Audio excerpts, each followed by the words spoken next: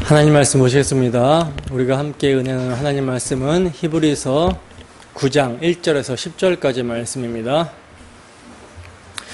우리가 함께 은혜 나눌 하나님 말씀은 히브리서 9장 1절에서 10절까지 말씀. 제가 한 절, 여러분들이 한 절 교독하도록 하겠습니다. 첫 언약에도 섬기는 예법과 세상에 속한 성소가 있더라.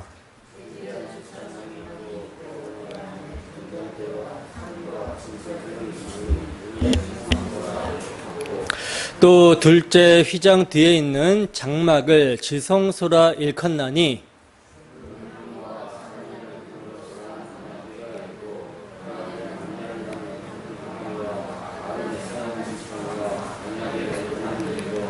그 위에 속죄소를 덮는 영광의 그룹들이 있으니 이것들에 관하여는 이젠 낱낱이 말할 수 없노라.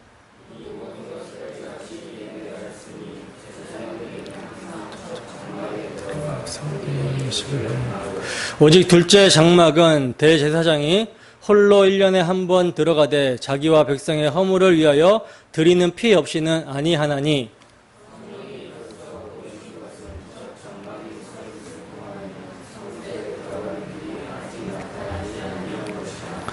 이 장막은 현재까지의 비유니 이에 따라 드리는 예물과 제사는 섬기는 자를 그 양심상 온전하게 할 수 없나니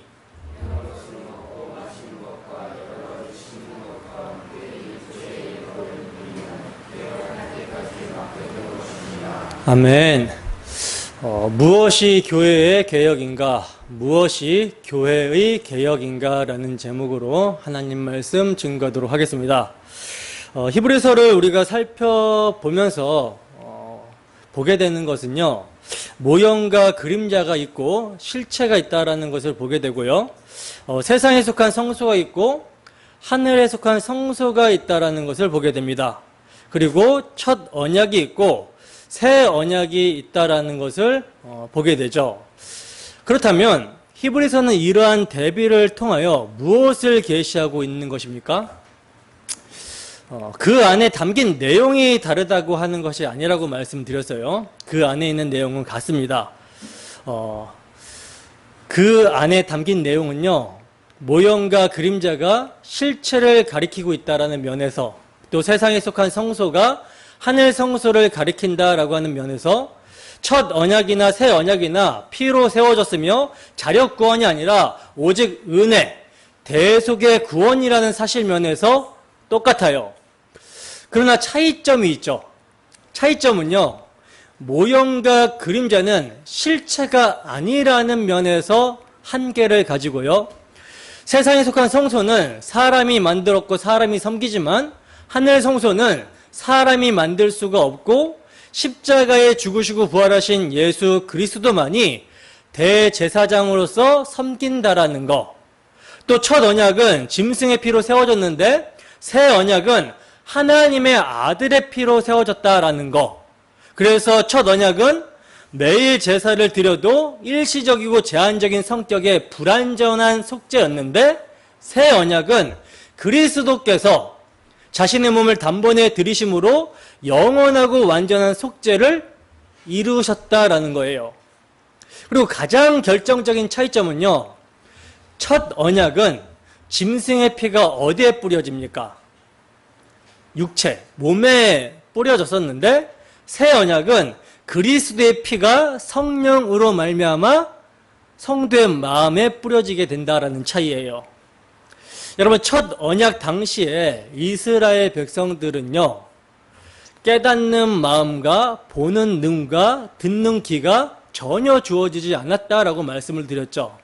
이건 이제 제 얘기가 아니라 성경 자체가 말씀하고 있는 내용이에요. 신명기 29장 4절의 말씀 우리가 좀 함께 찾아볼게요. 인용 구절에는 없습니다. 빨리 찾는 분이 한번 큰 목소리로 한번 읽어주세요. 신명기 29장 4절.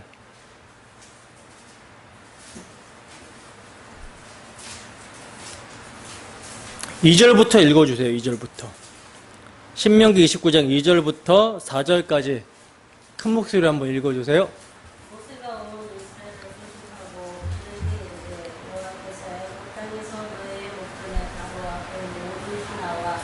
너희 온 땅에 행하신 모든 일은 너희가 보았나니 또그 시험과 이적과 큰 기사를 내어 이기를 보았느니라.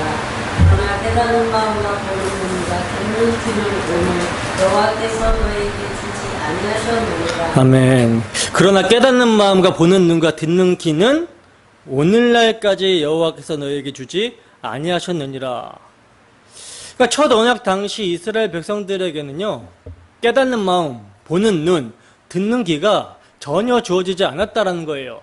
그래서 하나님께서 시내산에서 율법을 주신, 첫 언약을 세워주신 의도와 전혀 다르게 자신들이 이를 지켜 행함으로 의로운 백성이 되어보라고 주신 것으로 생각했다라는 것이죠.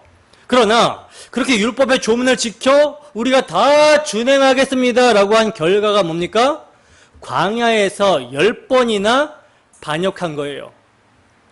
그리고 구약 성경 전반에 걸쳐서 보게 되는 반역입니다. 이것이 여러분 구약 성경에 나타난 인간의 한계예요. 때문에 왜 인간의 손에서는 하나님의 뜻을 성취할 수가 없는지, 그 죄악의 깊이가 어느 정도인지를 첫 언약 아래에서 다 노출시키고 있는 것입니다. 그러나 이제 첫 언약의 한계로 말미암아 요구되는 실체, 새 언약, 더 좋은 언약의 중보자 하나님의 아들 예수 그리스도께서 때가 찬 경륜 가운데 오셨고 십자가로 다 이루셨으며 부활 승천하여 약속하신 성령을 보내주셨습니다. 때문에 복음의 말씀에 우리가 유념하게 되면 왜 율법의 조문의 행위로는 완전할 수 없는지를 알게 되는 거예요. 구약 성경을 통해 인간의 전적 타락과 전적 부패를 보게 되며 그리하여 첫 언약, 율법이 가리키는 예수 그리스도를 믿음으로 붙들지 않으면 소망이 없는 자신의 실존을 각성하게 되는 것입니다. 여러분, 우리가 구약 성경을 살펴보고 있지만 구약 성경을 살펴볼 때마다 깨닫게 되는 것이 무엇입니까? 야, 정말 인간은 부패하고 타락했구나. 이것을 여러분 각성하게 되죠. 그런데 이런 부패와 타락이 다른 사람의 모습이 아니라 우리의 모습이라는 사실을 성령은 폭로하고 있는 것입니다. 때문에 소망은 하나님이 약속하신 여자의 후손, 우리의 죄를 대신하여 대속제물로 드려지실 예수 그리스도 밖에는 소망이 없는 거예요. 여러분, 우리가 이 사실을 구약 성경을 볼 때마다 깨닫게 되지 않습니까? 근데 이 복음의 말씀에 우리가 유념하지 않으면요, 뭐가 안 보입니까? 자신의 육체의 소욕이 보이지 않게 돼요. 그렇게 되면 그리스도를 의지하지 않고 자신을 힘삼아 자신의 지혜로 살게 됩니다. 이게 히브리서 당시 수신자들의 모습이었던 것이죠. 그래서 이들이 구약을 읽을 때 수건이 가려졌어요. 모세의 수건이 가려진 채로 읽게 되는 거예요.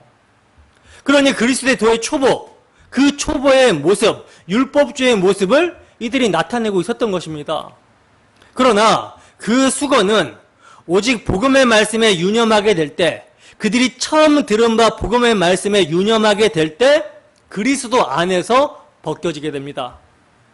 따라서 언제든지 주께로 돌아가기만 하면 수건이 벗겨지게 되는 것이며 주는 영이시니 주의 영이 계신 곳에 자유함이 있는 거예요.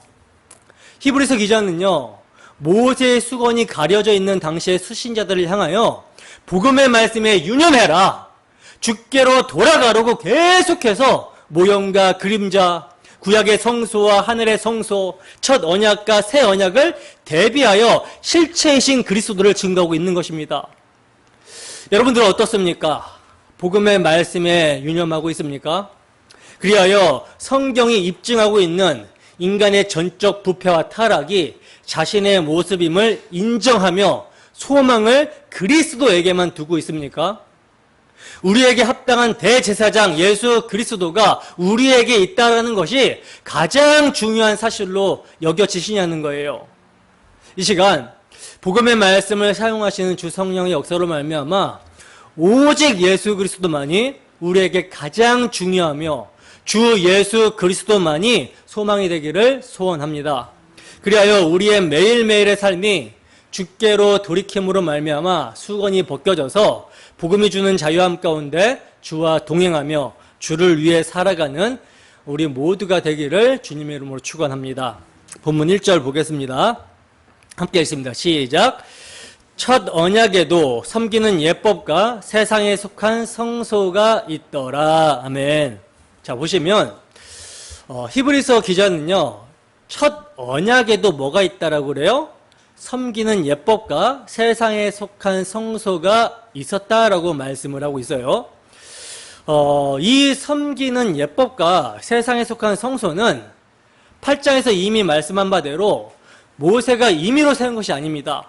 모세가 임의로 세운 것이 아니라 하나님께서 모세에게 명령하신 본을 따라 지은 것이고, 그것은 하늘에 있는 것의 모형으로 주어졌던 거라는 것이죠. 그러니까 첫 언약에서 섬기는 예법과 세상에 속한 성소가 주어지게 된 것은요, 볼 수 없는 참것, 하늘 성소를 모형을 통해서 보여주신 계시였다라는 거예요. 그러면 그 모형을 통해서 참것을 어떻게 보여주고 있는가? 히브리서 기자는 세상에 속한 성소의 모습을 간략하게 말씀을 하고 있습니다. 본문 2절에서 4절 말씀 함께 읽습니다. 시작. 예비한 첫 장막이 있고 그 안에 등잔대와 상과 진설병이 있으니 이는 성소라 일컫고, 또 둘째 휘장 뒤에 있는 장막을 지성소라 일컫나니 금향로와 사면을 금으로 싼 언약궤가 있고 그 안에 만나를 담은 금 항아리와 아론의 쌍난 지팡이와 언약의 돌판들이 있고. 아멘. 자, 보세요. 지금 히브리서 기자는요, 첫 언약 때 참것의 모형으로 주어진 성막에 대해서 간략하게 설명을 하고 있는데, 성막 안에 있는 첫 장막을 성소라 부르고 있고요, 둘째 장막을 지성소라고 부릅니다. 그리고 첫 장막 성소 안에는요, 등잔대와 상과 진설병이 있다라고 말씀을 하고 있고요, 둘째 장막 지성소에는요, 지성소 안에는 금향로와 사면을 금으로 싼 언약궤가 있었다라고 말씀하고 있죠. 그리고 그 언약궤 안에는 뭐가 있었다라고 합니까? 만나를 담은 금항아리와 아론의 쌍난 지팡이, 그리고 언약의 돌판들이 있었다라고 말씀을 하고 있어요. 여러분, 성소에 있는 등잔대는 뭘 예표하고 있습니까? 뭘 예표하고 있죠? 참 빛이신 예수 그리스도를 예표하고 있고, 그와 동시에 그와 연합이 된 교회와 세상 가운데 빛이신 예수 그리스도를 증거해야 됨을 말씀하고 있는 거예요. 예표로 말씀하고 있는 것이죠. 그리고 진설병은 12개의 떡인데, 이 떡도 마찬가지입니다. 이 떡도 마찬가지로 생명의 떡으로 오실 예수 그리스도와 그 떡을 먹음으로 예수 그리스도와 연합이 된 교회를 예표하고 있는 거예요. 그리고 이제 여기서 우리가 주목해야 되는 것이 있는데, 그게 뭐냐면 언약궤 안에 들어있는 증거물입니다. 그러니까 지성소 안에 있는 언약궤, 그 언약궤 안에 들어있는 증거물들이에요. 여러분, 언약궤 안에 들어있는 증거물들이 어떤 증거물들입니까? 인간의 패역함, 인간의 반역의 증거물들이죠. 우선 첫 번째 반역의 증거물인 만나 항아리부터 보면요, 출애굽한 이스라엘 백성들이 하나님의 인도하심 가운데 광야를 지날 때 제일 먼저 원망하고 불평한 것은요, 물에 대한 것이었고요, 물이 떨어지자마자 이들이 불평했었죠. 그 다음이 뭐냐면 양식의 문제로 원망하고 불평을 하게 되잖아요. 이들은요, 하나님께서 출애굽을 시켜서 젖과 꿀이 흐르는 약속의 땅으로, 즉 구원으로 인도하신다라고 하시면서 왜 물과 양식이 떨어지게 하십니까? 라고 하면서 원망하고 불평했습니다. 이러한 원망과 불평은 사실 우리에게도 언제나 있는 것이죠. 근데 여러분, 물이 주어지고 양식이 주어지면 원망과 불평이 없어질까요? 우리의 경험상 없어집니까? 하나님께서 양식이 없다라고 원망하고 불평하는 이스라엘 백성들에게 하늘에서 만나를 내려주시면서 이들을 시험해 보신 것이 있는데, 그게 뭐냐면 과연 이들이 내 말을 듣는가 듣지 않는가, 그러니까 순종하는가 순종하지 않는가 하는 거였어요.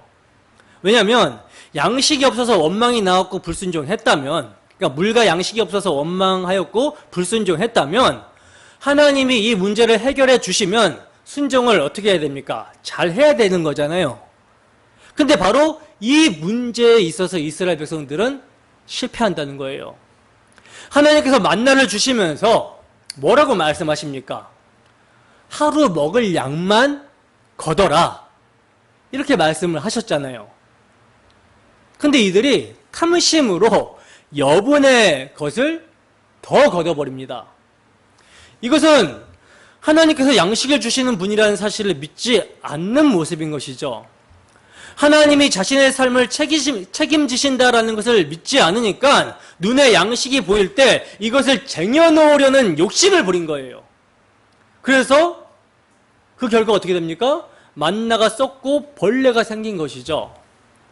그리고 안식일 전날에는요, 하나님께서 안식일에 먹을 것까지 그 전날에 2배를 거두라고 말씀을 하셨는데, 이때는 또 반대로 만나가 썩고 벌레가 생기고 부패할까봐 하루분만 거두고 안식일에 만나를 구하러 또 나가버립니다. 그러니까 하나님 말씀에 징그럽게 순종하지 않는 것이죠. 도무지 순종하지 않는 거예요. 그리고 나중에는 어때요? 이 박한 거 만나 지겹다, 질린다, 이렇게 원망까지 하는 것입니다. 여러분, 양식이 충분하게 주어지고 옷이 헤어지지 않았고 신발이 닳지 않았고 발이 부르트지 않아도 불평과 원망을 그치지 않았다라는 것이 이스라엘 백성들의 광야 40년의 모습입니다. 그러므로 만나를 금 항아리에 담아서 언약궤에 보관하라고 하신 것은요, 하나님의 은혜로 기적적으로 광야에서 먹고 살았다라는 것만을 증거하는 것이 아니라 그들이 얼마나 하나님의 말씀을 거역하였는지를 증거하고 있는 증거물이 되는 거예요. 오늘날 우리의 삶의 상황에서 이러한 모습이 있지 않습니까? 하나님 이 문제만 해결이 되면 감사하겠다라고 하지만 그 문제가 해결이 되면 또 다른 원망과 불평이 나오는 거예요. 성경은 범사하라, 범사에 감사하라, 이렇게 말씀을 하시는데, 우리가 범사에 감사하지 않고 있다면 이미 하나님의 뜻에 따르지 않고 있는 죄의 모습을 보이고 있는 것입니다. 근데 그럼에도 우리는 끊임없이 불평과 원망이 터져 나오죠. 누구누구 때문에, 환경 때문에, 결국은 그 삶을 섭리하시는 하나님께 대한 원망을 하고 있는 거예요. 단지 양식의 원망이 아니라 하나님께 대한 원망임이 우리의 삶 속에서 드러나게 되는 것입니다. 이 드러나게 되는 증거물이 뭐다? 만나 항아리라는 거예요. 자, 그리고 반역의 두 번째 증거물은요, 아론의 쌍난 지팡이인데 민수기 16장 1절에서 3절 말씀을 보겠습니다. 함께 읽어보겠습니다. 시작. 레이의 중손 고핫의 손자 이스할의 아들 고라와 르벤 자손 엘리압의 아들 다단과 아비람과 벨렛의 아들 온이 당을 짓고 이스라엘 자손 총회에서 택함을 받은 자 곧 회중 가운데서 이름 있는 지휘관 250명과 함께 일어나서 모세를 거스르니라. 그들이 모여서 모세와 아론을 거슬러 그들에게 이르되 너희가 분수에 지나도다. 회중이 다 각각 거룩하고 여호와께서도 그들 중에 계시거늘 너희가 어찌하여 여호와의 총회 위에 스스로 높이느냐. 아멘. 자, 보세요. 지금 고라와 다단과 온이 당을 짓고 회중 가운데 이름 있는 지휘관 250명과 함께 일어나서 모세를 반역합니다. 여러분, 모세를 반역한다라는 것은요, 하나님께서 모세를 지명하여 그 임무를 맡기신 것이기 때문에 결국 하나님을 거역한 것이 되는 거거든요. 모세가 다른 사람들보다 특별한 것이 있어서가 아니라 하나님께서 모세를 세우신 거예요. 근데 이러한 처사가 못마땅하다라는 것입니다. 그래서 우리도 다 같이 거룩하고 여호와께서도 그들 중에 계시는데 왜 너희가 여호와의 총회 앞에 스스로 높이느냐 이렇게 항의를 하고 있는 것이죠. 그러나 여러분, 모세와 아론이 자신들을 스스로 높였습니까? 결코 그런 적이 없죠. 아니잖아요. 근데 그들이 그렇게 본 것은요, 자기들도 능력이 있는데 왜 우리가 너희 말만 들어야 되느냐라고 하는 원망과 불평이었던 거예요. 우리도 다 알아서 행할 능력이 있는데 사사건건 간섭하지 말라는 것입니다. 오늘날 이 시대가 그렇지 않습니까? 제발 내 맘대로 하도록 내버려 두라는 거예요. 간섭하지 말라는 것입니다. 가정에서도 질서가 없고 교회 안에서도 질서가 없어요.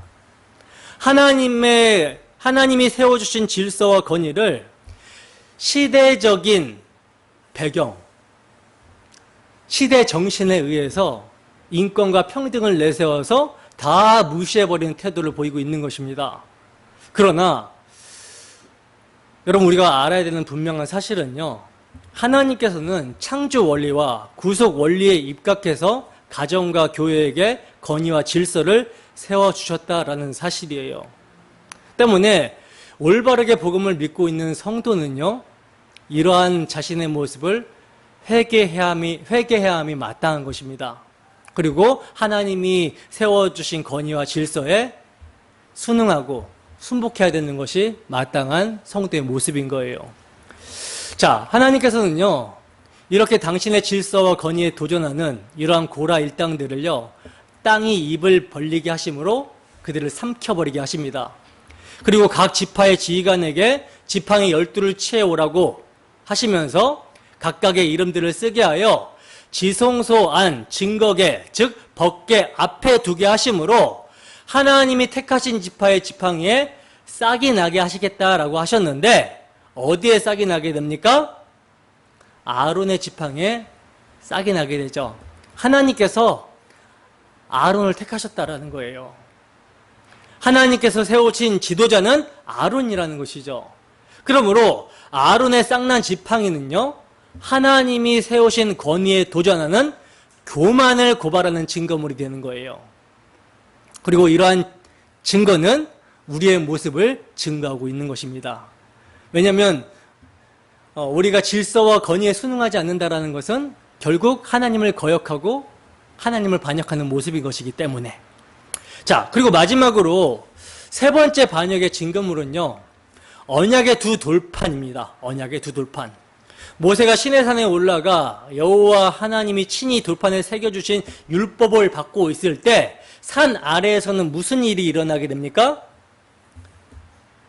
무슨 일이 일어나게 돼요? 그 언약의 돌판의 내용과는 정면으로 배치가 되는 금송아지를 우상으로 섬기고 있었죠. 그래서 그 돌판을요, 모세가 깨뜨려 버리게 되고요, 두 번째 돌판을 다듬어 가서 다시 새겨진 돌판이 언약궤에 담겨지게 되는 거예요. 여러분, 만약에 그 돌판이, 첫 번째 돌판이 깨어지지 않았다면 누가 깨어져야 되는 거예요? 이스라엘 백성들이 전부 깨어짐을 당해야 되는 거예요. 진멸당해야 되는 것입니다. 너는 나 외에 다른 신을 내게 두지 말라는 첫 번째 계명과 우상을 만들지 말라는 둘째 계명을 그대로 거역하고 있는 현장이 금송아지 현장이었던 거라는 것이죠. 근데 이러한 죄는 뭘 드러내고 있는 것입니까? 탐심은 우상 숭배라고 하는 탐심을 드러내고 있는 거죠. 그러니까 이스라엘의 하나님 상이 어떤 상이었다라는 거예요? 자기를 위한 하나님 상이었다라는 거예요.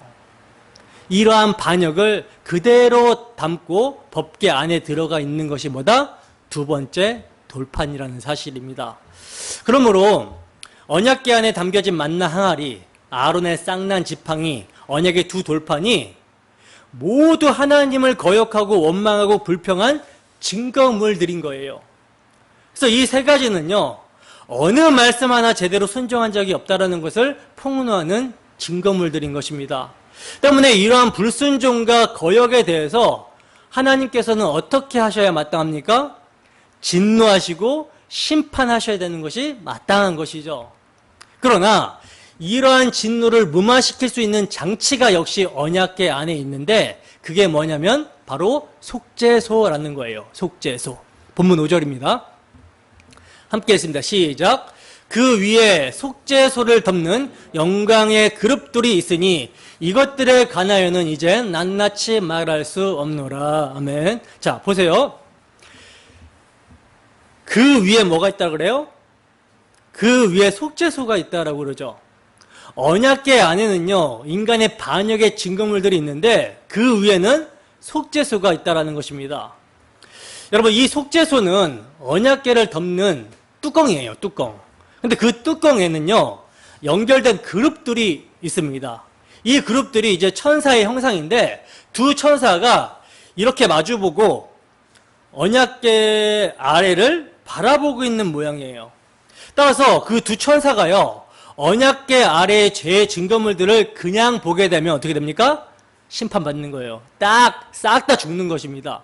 그런데 대제사장이 1년에 한 번 대속죄일 날 희생제물의 피를 가지고 지성소로 들어가서 속죄소 위와 속죄소 앞에 피를 뿌리게 되면, 그 피를 뿌리게 되면 어떻게 된다? 살게 되는 거예요. 하나님께서 피를 통해서 보신다라는 것이죠. 그래서 이 속죄소의 별명이 뭐냐면 시은자입니다. 시은자. 은혜가 베풀어지는 장소. 그러니까 이 또한 뭘 예표하고 있는 거예요? 그리스도의 대속사역을 예표하고 있는 것이죠. 본문 6절에서 7절입니다. 함께 읽습니다. 시작. 이 모든 것을 이같이 예비하였으니 제사장들이 항상 첫 장막에 들어가 섬기는 예식을 행하고 오직 둘째 장막은 대제사장이 홀로 1년에 한 번 들어가되 자기와 백성의 허물을 위하여 드리는 피 없이는 아니하나니. 아멘. 자, 보세요. 이 모든 것이, 그러니까 이 모든 것이 다 뭐예요? 다 우리 주 예수 그리스도와 그의 사역을 예표하고 있는 것들이잖아요. 따라서 제사장들이 항상 첫 장막에 들어가서 섬기는 예식을 행한 것은요, 장차 실제로 오실 그리스도께서 하실 사역에 대한 것이었습니다. 그래서 빛이신 그리스도를 예표하는 등장대의 불을 아침까지 밝혀서 꺼지지 않도록 했고요. 생명의 양식 되시는 그리스도를 예표하는 진설병을요, 매 안식일마다 교체하는 그런 섬기는 일을 이들이 했던 거예요. 그리고 그리스도의 영원한 대속 사역을 예표하기 위해서는요, 오직 둘째 장막은 대제사장이 홀로 1년에 한 번 들어가는 것인데 자기와 백성의 허물을 위하여 드리는 피를 가지고 들어감으로 해서 이를 예표했던 것입니다. 그리고 이제 제가 말씀을 안 드린 것이 하나 있죠. 제가 말씀을 안 드린 것이 하나가 있어요. 그게 뭡니까? 그게 뭐예요? 금향로에 대해서 말씀을 제가 안 드렸잖아요. 금향로. 여러분, 금향로는 금향단을 말하는 거거든요. 같은 단어예요. 금향단을 말하는 건데 성경을 많이 보신 분들은 이 부분에서 이상하다라고 느끼실 수 있기 때문에 일부러 뒤에 지금 말씀을 드리는 것인데, 지금 히브리서 기자는요, 이 금향로가 둘째 장막, 지성소 안에 있다라고 말씀을 합니다. 그러나 출애굽기에 보면요, 금향로, 이 향단이 여러분 어디에 있습니까? 어디에 있어요? 성소에 있어요. 출애굽기 30장 1절에서 6절 말씀을 함께 읽어보도록 하겠습니다. 시작.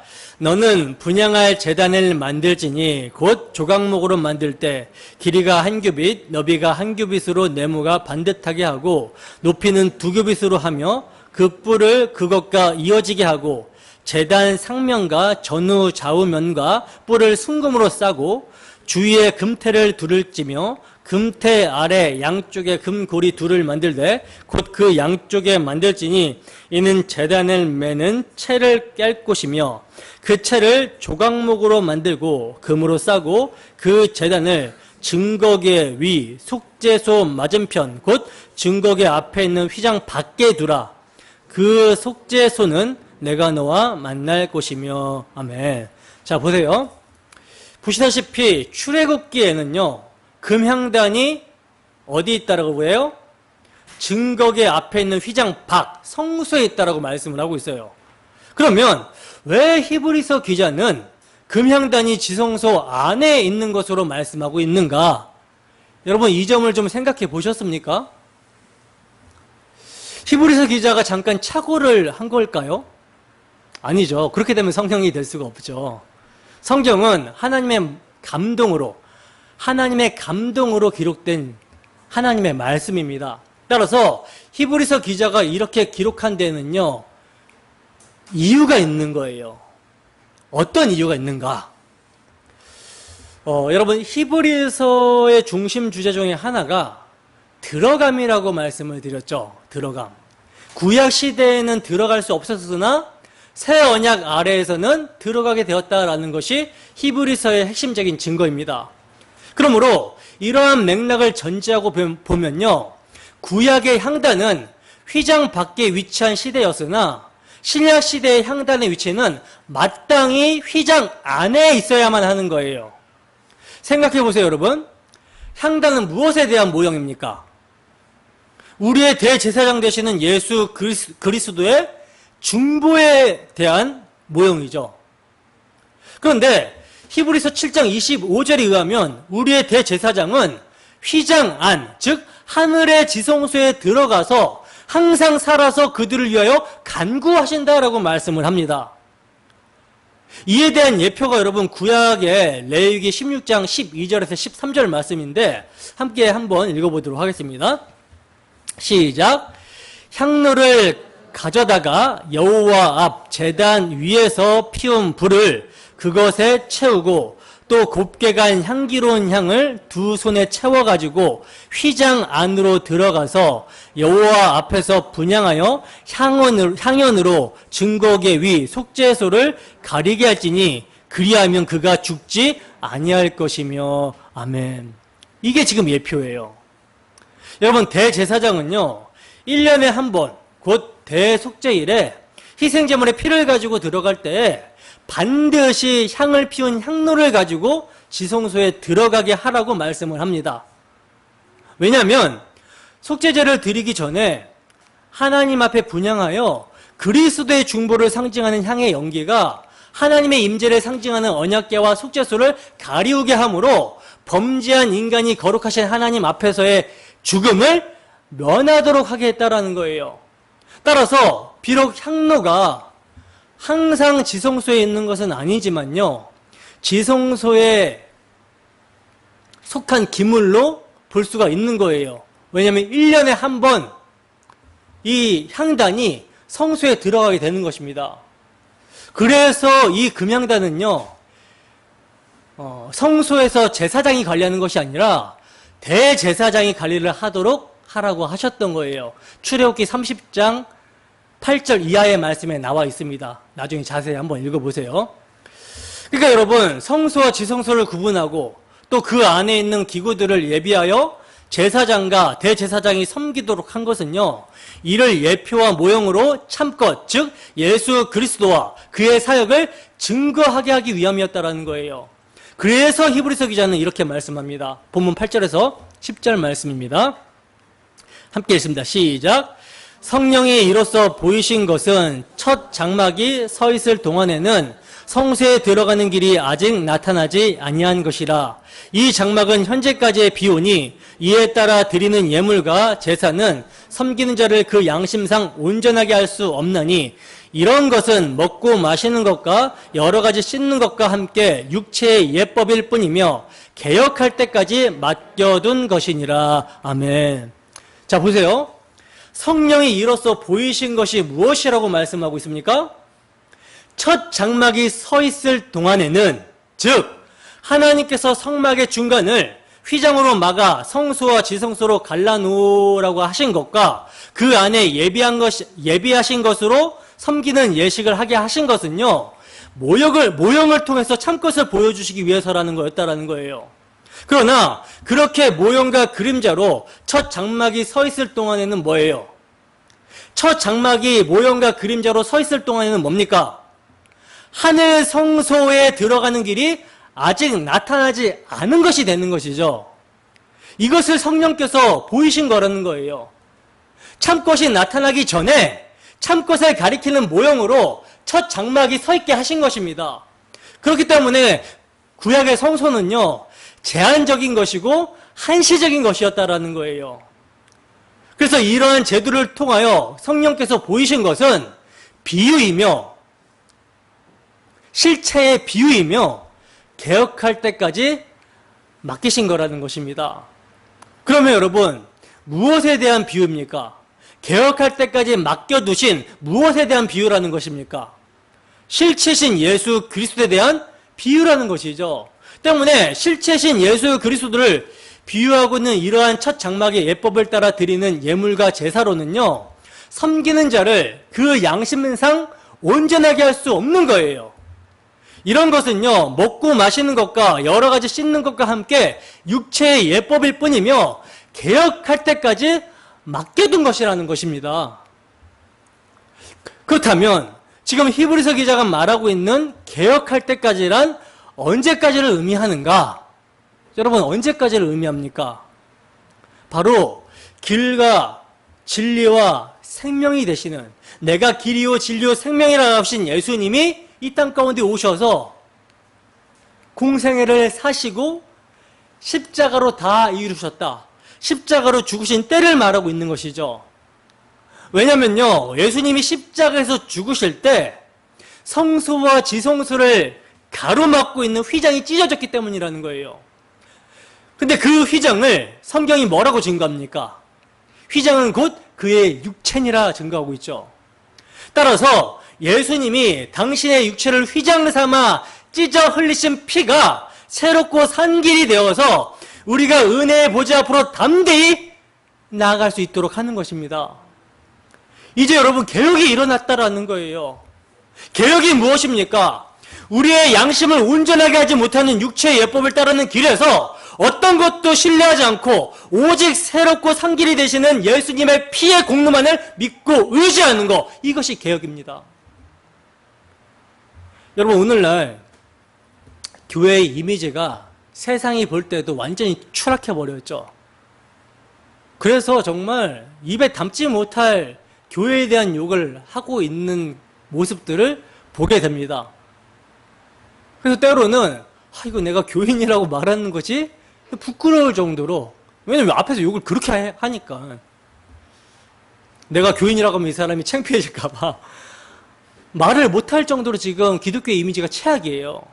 그래서 많은 사람들이요, 교회를 개혁해야 된다라는 자성의 말들을 하고 있습니다. 그런데 그 의미가요, 그 자성의 말을 하고 있는 사람들의 그 속내, 그 의미가요, 대개 교회에 전해지고 있는 잘못된 관습이나 의식 등을 뜯어 고치자는 거, 새롭게 하자라는 의미가 강해요. 그러나 이처럼 개혁을 주장하는 사람들이 한 가지 크게 착각하고 있는 것이 뭐냐면, 옛 간습이나 잘못된 의식들을 버리거나 새롭게 하면 참된 교회가 된다라고 여기고 있는 것입니다. 그래서 이런 사람들이 주로 주장하는 것이 뭐예요? 교회 안의 목사의 부정과 부패, 또는 교회 안에서만 신자고 교회 밖에서는 세상 사람들보다 더 비도덕적이고 비윤리적이고 욕심이 가득하게 살아가고 있는 이원론적인 신앙을 개혁해야 된다라고 주장합니다. 그리고 그 방편으로 교회가 사회 정의를 위해 힘써야 된다라고 하고, 가난한 자들과 약자들 편에 서서 그들을 도와줘야 되며, 그리고 성도 스스로 윤리적으로 도덕적으로 율법을 따라 살아야 된다라고 주장을 하고 있어요. 그래서 사회가 볼 때 교회의 인식이 도덕적이어야 되며 윤리적이어야 되고 정의롭다고 여길 수 있는 것으로 바뀌어져야 된다라고 하는 것이죠. 물론 그러한 주장들이 여러분 타당한 것이고, 또한 교회가 그렇게 달라져야 된다라고 할지라도 분명한 것은 뭐냐면 그것이 성경이 말하는 개혁이 아니라는 사실이에요. 그러면 참된 개혁이 무엇인가? 참된 교회의 개혁이 무엇인가? 여러분, 참된 교회의 개혁은요, 근원적인 것, 본질적인 것의 개혁이 필요합니다. 참된 개혁은 교회 강단마다 오직 성경으로 돌아가서 모든 성경이 증거하고 있는 예수 그리스도와 그의 십자가의 도를 선포하는 길이에요. 그리고 개개인의 신앙의 개혁은 육체의 예법에서 벗어나서 예수 그리스도의 피를 의지하는 것입니다. 종교적 행위를 의지하는 것이 아니라, 종교적 행위를 하고 있는 내 자신을 의지하는 것이 아니라 예수 그리스도의 피를 의지하는 것입니다. 예수 그리스도의 피만이 우리의 양심을 온전하게 하고요, 그 피가 살아계신 하나님을 섬기게 한다라는 거예요. 여러분, 우리가 무엇으로 교회를 개혁하고 우리 자신을 개혁할 수 있겠습니까? 교회의 간섭과 제도와 우리의 생활 습관을 개선하면 개혁이 되는 것입니까? 성경은요, 잠언에 보면 내 아들아 내 마음을 내게 주며 라고 마음을 요구합니다. 성경은 마음을 요구하는 책이에요. 그러나 교회의 간섭과 제도 그리고 우리의 행동은 억지로 고칠지언정 만물보다 부패하고 타락한 우리의 마음이 무엇으로 개혁이 되겠냐는 거예요. 우리가 신명기 29장 4절의 말씀을 통해서 살펴봤지만 이스라엘 백성들이요, 듣는 귀와 보는 눈이, 깨닫는 마음이 주어지지 않았습니다. 마음은 여전히 부패하고 타락한 상태에서 하나님의 말씀이 떨어질 때 하나님의 의도도 모르고, 내가 열심히 지켜서 행하겠습니다. 내 십계명 잘 지키겠습니다. 내 제사제도 잘 지키겠습니다. 이렇게 해서 개혁이 되는 것이 아니라는 것이죠. 이렇게 해서 사람이 바뀌는 게 아니라는 것입니다. 구약 성경 내내 살펴봤지만 늘 범죄하고 우상 숭배하고 폐역하고 음란한 모습을 보이고 있을 뿐이라는 거예요. 예수의 피밖에 없습니다. 예수의 피밖에 없어요. 어떤 사람들은 오직 은혜, 오직 십자가만 말하면은 성도들이 성화의 삶을 어떻게 살아가느냐라고 이야기를 하는데, 저는 단언코 분명하게 말씀을 드리지만요, 저는 최고의 윤리와 최고의 도덕을 여러분들에게 권면하고 있는 거예요. 십자가가 율법의 완성이고 십자가가 도덕과 윤리, 사랑의 근본입니다. 성경에 보면 살인하지 말라, 간음하지 말라, 도둑질을 하지 말라, 내 이웃의 것을 탐내지 말라, 여러 가지 계명이 있을지라도 남을 사랑하는 자는 율법을 다 이루었느니라고 바울 사도는 말씀하고 있어요. 근데 그 남을 다 사랑했다라고 하는 그 율법의 완성이 어디에서 성취가 됐습니까?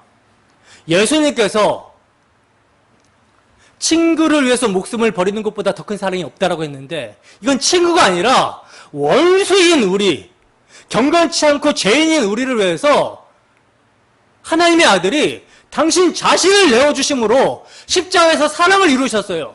근데 그 사랑이 어디에 들어갔어요? 성령으로 말미암아 믿는 우리의 마음 가운데 새겨져 버렸습니다. 그래서 우리가 사랑한 자가 되었어요. 그렇기 때문에 십자가 복음이 선포되면 성령께서 우리의 마음을 각성하시고 그리스도의 사랑을 잡아 끕니다. 그럼 우리에게서 반드시 그 사랑이 나올 수밖에 없어요. 그리스도께서 이같이 우리를 사랑하셨기 때문에 우리도 형제를 위하여 그렇게 사랑하는 것이 마땅하도다라는 그 사랑이 나올 수밖에 없습니다. 그래서 여러분 주구장창 십자가를 전하는 거예요.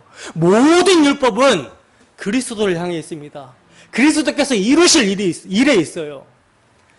여러분, 예수의 피밖에 없습니다.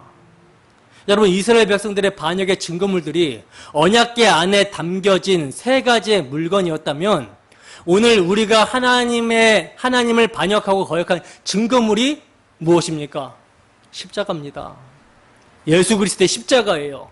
그러나 이스라엘의 반역을 그 언약의 뚜껑을 덮어서 가려주신 것처럼 오늘날 우리의 반역을 십자가로 가려주시고 덮어주신 거예요. 그러나 그냥 덮어주심이 아니라 언약의 뚜껑, 속죄소 위에 희생제물의 피가 뿌려졌듯이 우리의 죄악을 그 실체이신 하나님의 아들이 대신 정죄를 받고 십자가에 피 흘려서 덮어주시는 거예요. 따라서 예수님의 피가 우리를 모든 죄에서 깨끗하게 하고 의롭게 한다라는 것을 믿는 것이 개혁이 일어난 것이며 이것이 개혁 신앙입니다. 여러분, 우리는 개혁 되셨습니까?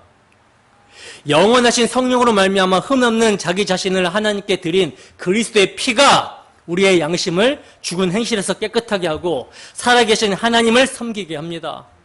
그 예수 그리스도의 피만이 교회와 우리의 신앙의 개혁입니다. 믿으십니까? 한 주도 주 성령의 인도하심 가운데 날마다 개혁 신앙으로 주 예수의 영광을 위하여 살아가는 우리 모두가 되기를 주님의 이름으로 축원합니다. 찬양하고 함께 기도하겠습니다.